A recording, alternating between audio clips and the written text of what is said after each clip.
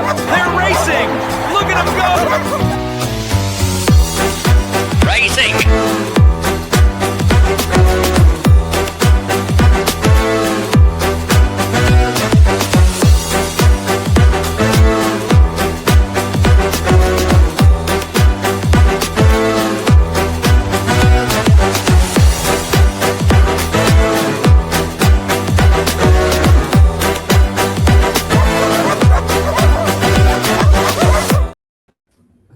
Welcome everyone to the Los Alamitos preview show. It is Wiener Nationals time here at Los Alamitos. The big night of racing with 128 doxies. It's our 29th running here at Los Alamitos and our largest group of doxies that we've ever had for a single night. 15 races total. And I know, George, you'll be charting every single one of them and timing every single one of them.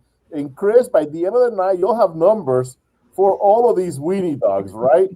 For the next time that we see them in action. Yeah, we'll be watching for trouble and seeing how they finish. I remember one of the finals a couple years ago where they were coming down the stretch and this nice-sized dog was going to win the race, but a smaller dog was coming up at him, and just before they hit the wire, he reached over to bite him, and the smaller dog went and got the nose down and won. You never know.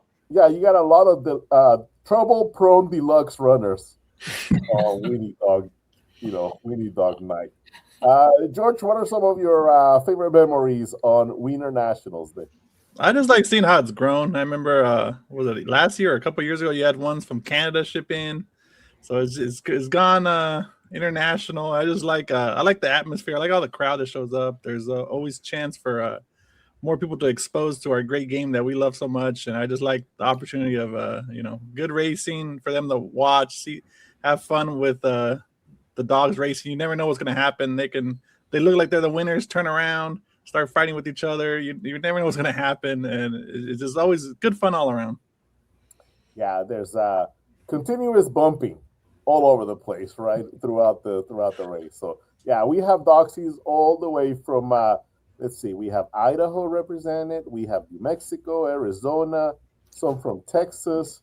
Wow. Those right off the top of my head, I can think those states are sending representatives. We had one from Louisiana that just got an email recently, but it was a little bit too close. We have the field already set, but they'll be here next year for sure. You can bet. They say that they're the champions from New Orleans, so can't wait to see that doxie in action in the years to come. Well, speaking of big time action, we do have a pick six carryover, $34,000 in the pick six this Saturday night. We have 8 races on tap as well. So I'm thinking about we could go about 125,000, maybe get to 150 for the total pool here on Saturday. There's not much going on because we are the only game in California this weekend. Del Mar doesn't start until next week. So I don't know. What kind of pool do you think we're gonna get, George? I think it's a tough weekend sequence. There's no big favorite. Maybe you can argue in the first race, but I mean that's not one I want to single. I think we'll get 150,000 new money personally. It's a good sequence. I think you're gonna get paid if you're right. Yeah, that's kind of what I was thinking. What do you think, Chris?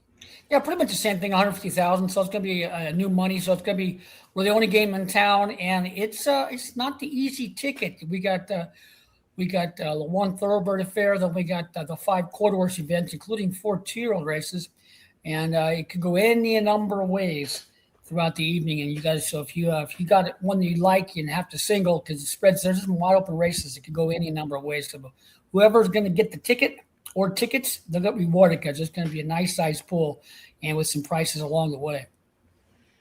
Yeah, looking forward to that. And like I mentioned, we have 15 total weenie dog races. The first quarter horse race of the night gets underway. Well, the first horse race of the night gets underway at 6 p.m. We have races at 1,000 yards, a bunch of quarter horse races as well. The first weenie dog race is set for 6:10 p.m. With the qualifying race, and then we'll have a showdown, superstar showdown. Some of the biggest names that we've ever had in weenie dog history one of them will advance. The other three go home. And the one that does advance is going to go in a trial that also features last year's champion, Baby Winnie.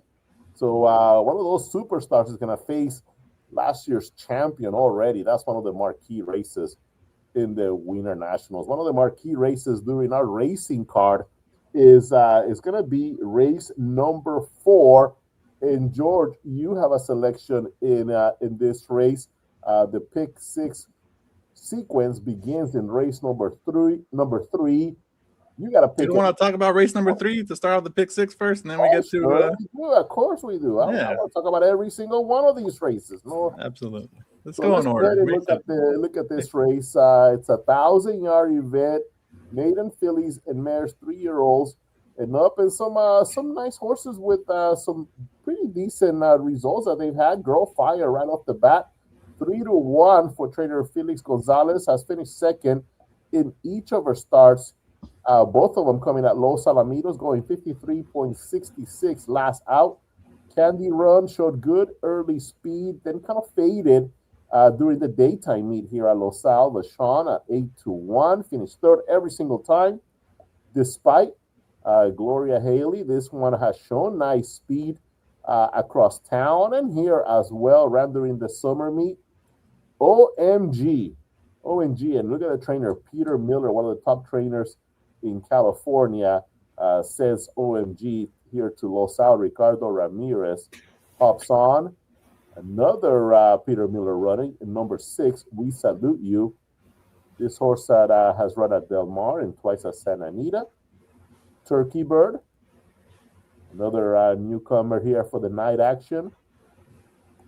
And there's the rest of the field. Quietos, Isle of Angels, and Miss Chardonnay. All 3 of these are going to be long prices in this race number 3. So since you wanted to see it, George, I'm assuming you have an opinion, a good opinion here in this race.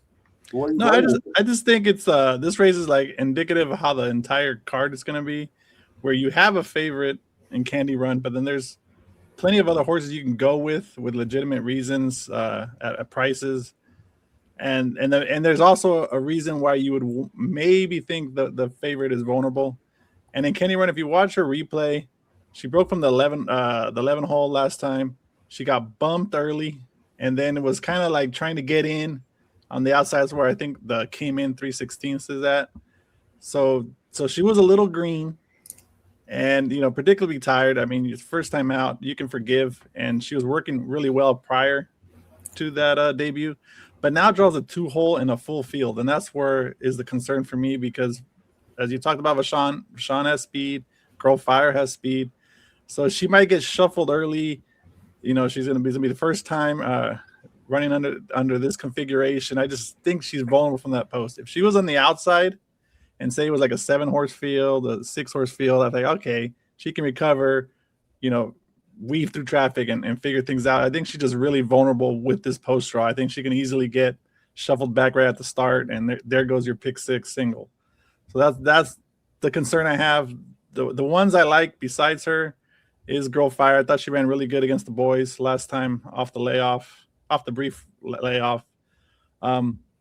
Turkey Bird is the most proven in terms of like numbers wise, but her run style is just what's going to hinder her, I think, because she is a deep closer. And the one that was kind of interesting to me was Miss Chardonnay on the outside, a big bomb. I thought she didn't run terrible on debut, and then they just been putting her in these weird, harder races during the day. Now it comes back to a level where I think she can do some damage, and I thought she ran, there's potential there. So that's just a flyer. I mean, that's like I don't think I'm gonna use her in the pick 6 but in a pick 4 I'm gonna throw her in. Yeah, big field here with Miss Chardonnay on the outside, and of course Jerry Wallace has enjoyed a lot of success here at Los Alamitos with a limited number of runners. He doesn't send out a bunch of them, but he does end up with some high percentages from time to time. And Armando Aguilar, a jockey that has also enjoyed success here during the daytime as well. Yeah, they're 3 for 4 together in the last year. So they've hooked up. They've done well. Yeah, Chris, you're back just in time. I know you went to make a quick bet, but I'm happy that you joined us. Where did you go? There's Gulfstream maybe running, or Mahoney Valley. Where'd you go, Chris? No, it's my Wi-Fi has a tendency on occasion throughout the day to take a little bit of a blink on occasion, so I have to go unplug it and plug it back in to reset it. Well, I'm glad that you're all plugged in here to talk about this race number 3. Who do you think might benefit from this big field of 10? Well, you got a number of horses with some speed in there, as noted by George. Candy Run, we like this horse better to the outside. Did run well, have earned a pretty good interior speed figure and so on. Have to look at the outcome. Of course, Girl Fire's got some speed. I'm going to give a little bit of a price look to Turkey Bird. The horse did finish better than looked in the lone day effort over the Los Alamitos daytime surface and earned a pretty good figure with everything factored in. So I'm going to give this horse a bit of a look at a little bit of price to be closing on down the lane to be a factor to get a nice shot at the outcome down the lane if the speed will show, and if they take each other out of the game, this horse could be closing well down the lane, and it will shortening up in distance. If he gets a better trip as he did last time, he won't be as wide as he was. He's got to look at the outcome to get a nice slice of the pie. There at 6-1, the program could be a little bit of a price. So Turkey Bird has to look at the outcome along with the 2 inside runners. Yeah, it's a very, very interesting race to kick off the pick 6 sequence. If one of these long shots here ends up crossing the wire first, man, we could be looking at either Allberger, one ticket taking it all later on, or a humongous carryover for Sunday. Well, let's go ahead and go now to race number 4, and I kind of teased it already. George, you have a selection here in this race. Who are you going with, George? This race, I originally didn't really, if you just look at it through the PPs without looking at replays or anything else, the horse I landed on would be hard to come by to me personally. It was Blue Eyes Cowboy, the 4. Okay. If you look at the times, he went 17:56. That is pretty slow for 330 yards, but that day the track was really slow. The fastest clocking was this one in 1692. There's these older runners that ran in the very next race. They went 1697, and then there was 5 trials and a maiden, 4 trials and another maiden race, and they all went 1720 or above. So it was a slow track, and this race actually proved productive. The 5th place finisher came back to win a futurity trial and final in Idaho, and then the 2nd place finisher came back to run 4th in the futurity in Iowa. So the race had some quality in it. The other race that went sub 17 seconds, which was the older race, had 3 next out winners out of that race. So I mean, that shows that just because the race was a little slow, I mean, it was a productive clockings, even though they went slow. They gave it time off, which I'm not concerned, because if you look at least in RPPs, it shows what races they're paid into, and he's only paid into the 2 million. So then the Golden State Million is not necessarily a target. So I think they're taking their time with him. And I thought he worked pretty good and better than looked on June 6th. He came away very similar than it did as in his debut, where he kind of like slight scramble. I don't know how to describe it, but it's just like takes a little bit to get going. He drifted in, and then they just kept him under a hold. So he had plenty more to give. Justine does really well with Eddie. We all know that. And this race, I'm just not fully sold on the 2 favorites along the inside. I liked the 0 down last time against Isaac Candyman, and I remember he won at 14-1. So I'm just not sure that race was that good. Cyber's Curve had an excuse in the Fred Skane handicap. They had to be reloaded in that race. So he had to overcome a lot. He had to overcome first time under the lights, get reloaded, also draw, the 2-hole, which is famous for not being very good. And he ran okay, but I just thought he ran just okay. I mean, the horse, my favorite pairs came back, didn't run that good in a trial last week. So I'm just a little bit suspect on those. And as you see, the materials are where you get the prices. So I'm price shopping. I think Blue Eyes Cowboy might flow up from that number just because you just see a third place finish beaten by 4. He only went 1756. If you look at the TrackMan speed figure, is only a 44. So it's just gonna look like he might be too slow. But I think it's a sneaky. It was a lot slower than looked the track, and I'm gonna hopefully be right and take advantage. I think this is a race where I can separate in the pick 6 if I'm right. You know, my notes for that workout. Now, we have been working on some of our camera angles here.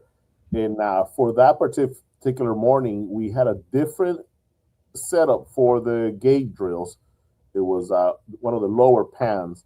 So you don't really get to see clearly what we usually see.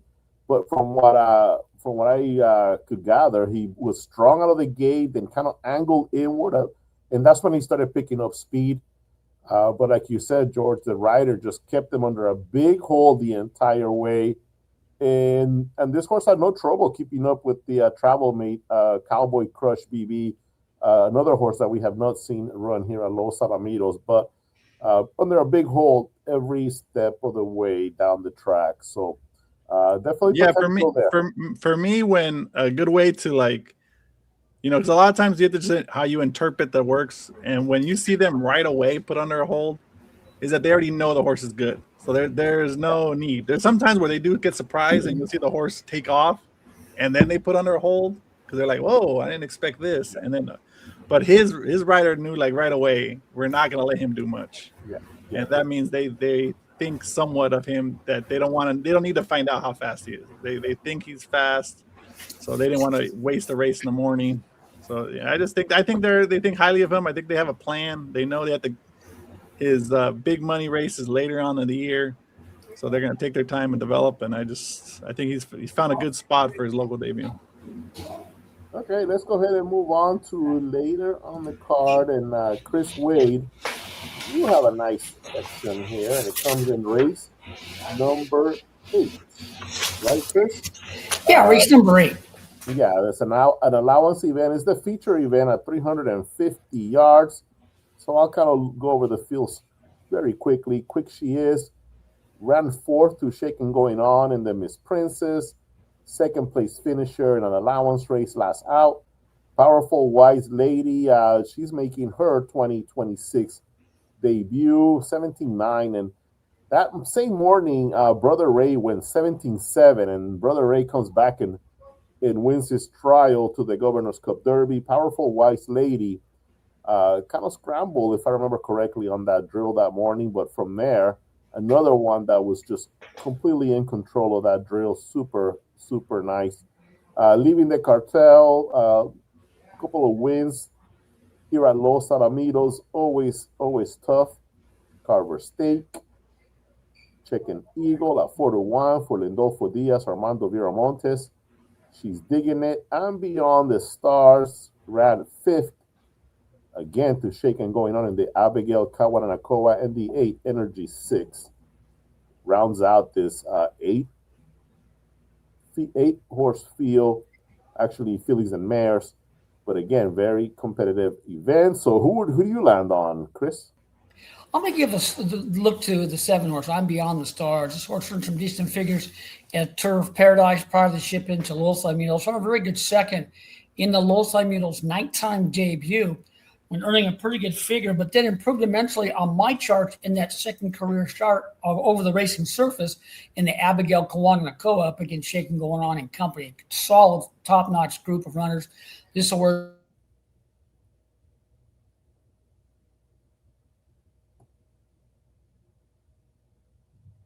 Okay, and that is Chris Wade's selection here in race number 8, again, number 7, and Beyond the Stars. Well, I mentioned that the Wiener Nationals is coming up this weekend, and we caught up with a couple of doxy owners that could be in the mix to fight for the title of fastest wiener in the West.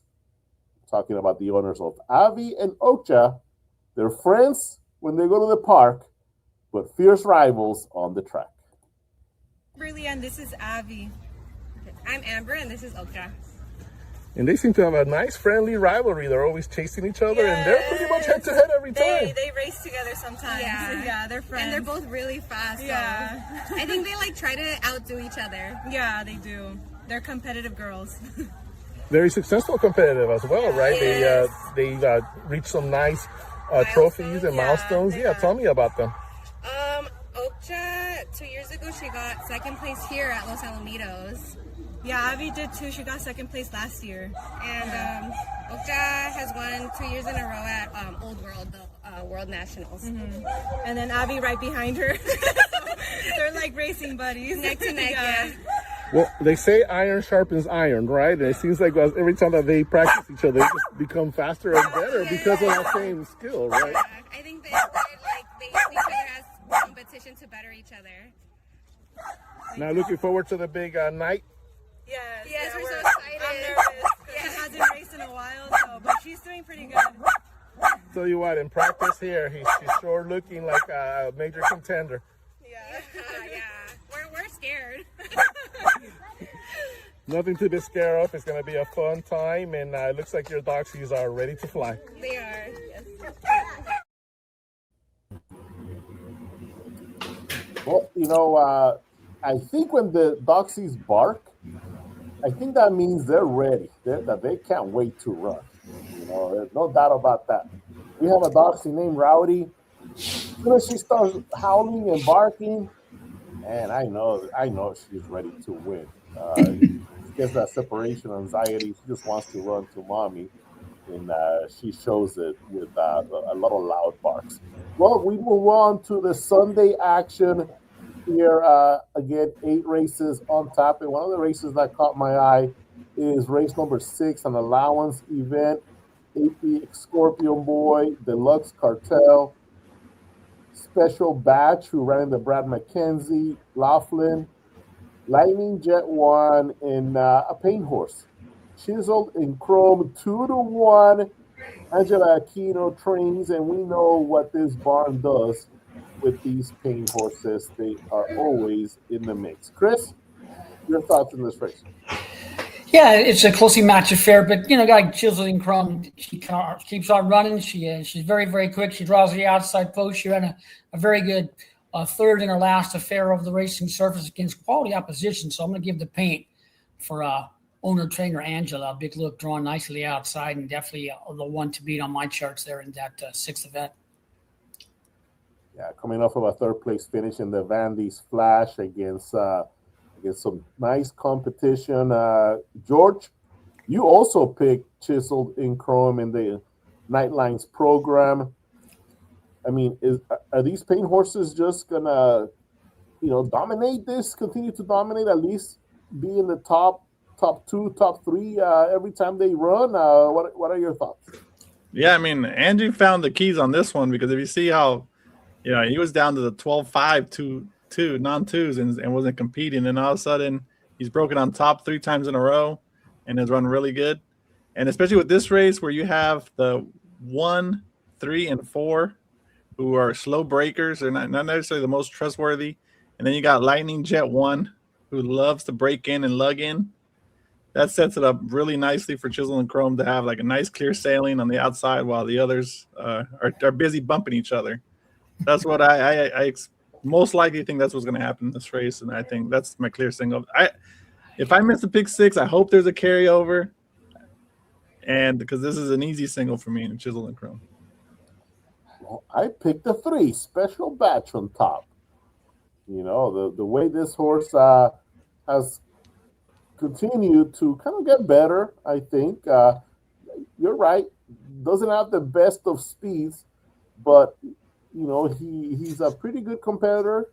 One last out, flying late, ran 3rd against another paint horse named Kid Cocinero. And I think don't you think Kid Cocinero is a little bit better than Chisel and Chrome? Well, Chisel and Chrome beat him by a length and a quarter. Okay, I guess I'm wrong. You already faced him. He did worse against Chisel than he did against Kid Cocinero. Yeah. Okay. Maybe that's what special batch needed. The special batch is get away from paint race horses. That's Yeah, why he you runs good and wins. Same horses. You're right. You're right. Okay, well that's race number 6 on Sunday. But again, this weekend, a big weekend of racing with the Weenie Dogs here in action. We're gonna close out this show. Gotta get ready to make those final preparations for the Weenie Dog races. George, you're looking forward to charting once again all the dog races. And remember, you are my photo finish guy. If it gets really close there at the end and I just cannot tell, I'm gonna ask you to turn that knob back on the drone view that you have, and you gotta help me out. So you're gonna be ready, right? Absolutely. Well, normally I stand right by the cameraman, the pan shot cameraman, to get a good, because that's lined up right at the finish line. I try to call it live, and then if it's really close, then I do go rewind and check. But usually I can get it right off the first. Yeah, live. I usually get them. I'm always kind of watching my feet, making sure that one doesn't go, doesn't squeeze down there, sneak by me down below. But if I can't figure it out, you're gonna get a phone call. All right. I'm ready. All right. Well, thank you everyone for watching the show. I hope you join us for a great day and night of racing tomorrow. 6 p.m. is our first post. The Weenie Dog races start at 6:10. Get here early. We're gonna have a big crowd, and we're gonna close out this show with an interview with Stanley and Stormy, 2 other contenders in tomorrow, Saturday's Weenie Dog Nationals. For everybody else, have a great rest of your day. Hope to see you at the track. Bye-bye. And we're here with Gary and Kathy in their beautiful doxies. We have Stanley in stormy weather. And look at those shoes. I gotta talk about these shoes. Tell me about the shoes, please, Kathy. I ordered them online a couple years back, but they still make them and they still have them in all sizes. So please look online. You can just look up Dotson shoes and you can find them. I mean, they are so unique, so much fun, but that's what makes having this breed so much fun, because there's so much out there, right, that you can enjoy and just kind of continue to build that beautiful community with the doxies. And of course, the Wiener Nationals part of that as well, right? Yes, definitely. Every year, gotta enter them. And Gary, tell me a little bit about Stanley. We've seen him in races before, and from what I understand, he's got a mind of his own. Yes, he's pretty stubborn. Like if we take him for a walk at the house, you got to carry him for like 2 houses because he won't walk otherwise. He's got out of the gate in the race pretty good. He's kind of got that down a little bit. And this is a family affair, right? You have more doxies at home, and your kids are just so involved. We do. We have 2 more Dotsons at home. They're all start with ST. So we have Stanley, who's 5, Stella, who's 4, Stuart, who's 2, and Stormy, who's just a year now. So, and then my son and daughter will be here. She's real funny. Yeah, my daughter's coming from UC Davis, and my son is a graduate of UCLA. So, lots of races. He's going to try to bring us 30 people like he did last year. Awesome. Can't wait for a big night here at Los Alamitos. And of course, Stormy and Stanley, a big part of it. Go Wiener Dogs! Go Wiener Dogs! Yay! They're racing! Look at them go! Racing!